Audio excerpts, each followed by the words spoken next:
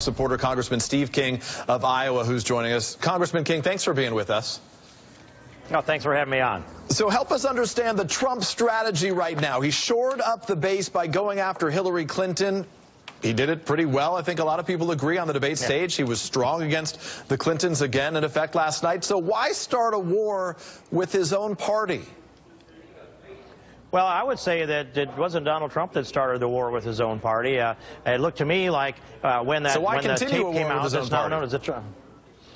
Well, he has that habit of when he's not done with the battle, he finishes it somehow and moves on. And I think it takes him a day or two to get that done.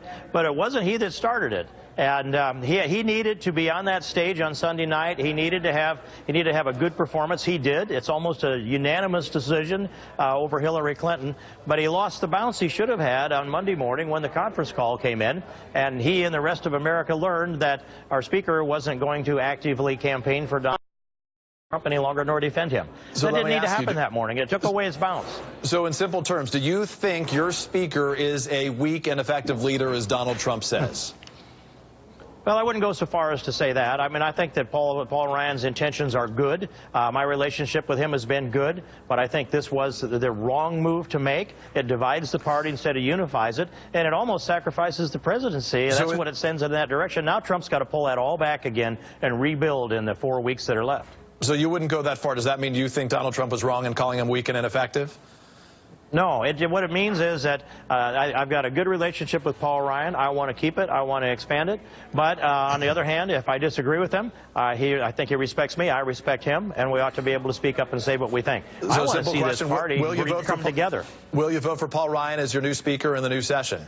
You know, I don't know the answer to that at this point. We will have to see how this election plays out and what might be happening. But again, I'm not working against Paul Ryan. I've been supportive of him. He was served up a pretty difficult task, and but now he needs to chart his own course. This is no longer the course that John Boehner had charted for him. So you've scolded colleagues for distancing themselves from Trump. Congressman, is there nothing that Trump could say or do that would cost him your support? Well, you know, the same question applies to the supporters of Hillary Clinton. But I don't know what he might have said that'll show up on the tape. But what I know this, that what came out in that audio tape, it's not a videotape, it's just pictures with an audio tape behind that. That is not nearly as bad as what we have seen pour out from the Clintons over decades.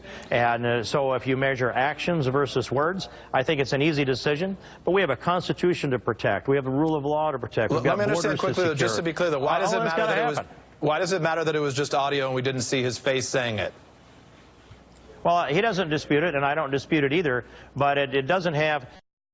For example, there is no videotape of Hillary Clinton being interviewed by the FBI. There's no audio tape. There is no transcript. There's just some sketchy notes that some of the investigators who are anonymous took. That's a lot bigger deal. And we should not let our nation be caught up in a statement that no one will defend versus the actions of the violations that are clear that Hillary Clinton committed. But do you understand, though, why so many of your colleagues are fleeing Donald Trump right now? The behavior, lashing out at anyone who criticizes him, his past talk of grabbing women, effectively of sexual assault, even though he says he never actually performed sexual assault or sexually assaulted anybody? Well, I understand it. I understand that some of them want to save themselves. They want to distance themselves, and they think if they do that, they're more likely to be reelected, and they can hold a majority and maybe a stronger majority that way in the House and maybe hold the majority in the Senate. That's what they're thinking. But I need to remind them that they're joined at the hip with our nominee. And as his numbers go down, their numbers go down. As his numbers go up, their numbers go up. We're far better off to be a team and put on this same jersey and go together than we are to be divided. It's this way. Republicans at the RNC, they decided that they want Donald Trump as their quarterback. And we ought to be looking at this from that standpoint. And we ought to say, I'm going to block for you. I'll tackle for you. I'll run. And by the way, if I need to pitch in, I'll pitch in. I mean, Mike Pence was behind me today. He'll pitch in and has. So we need to go together. And if not, I think we will sink separately. And that's where the disagreement is in our conference. The shackles are off, Donald Trump says today. Does Trump think that he has run to this point a constrained campaign? Have restraints been the problem for him? Maybe by Donald Trump's standards, he has. We'll have to find out on that. He's gone way beyond what anybody expected. In a year and a half ago, when we brought him into Iowa for a Freedom Summit, a lot of people thought he had no chance, and each week beyond that, they said the same thing. How about by your standards? I know by his standards, he was restrained, but by... Well, here's what I would say.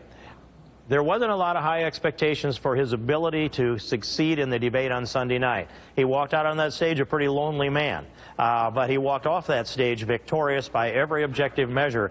We don't know what he might be capable of doing, but he's risen to these challenges before. He showed it just this Sunday night, and so we'll see what his strategy is going forward. But I want a strong, bold leader that will allow us to pass a conservative agenda in the House and in the Senate, and that's what America wants, and they should not be blinded by this Trump tape that seems to be sweeping the nation. We need to step back, take a look at it, be objective, and make the right decisions for America. And to be clear, you recently said you said Clinton, quote, is somebody I can work with. So it's not Donald Trump. You confident you can accomplish perhaps not your agenda, but you can work together with Hillary Clinton?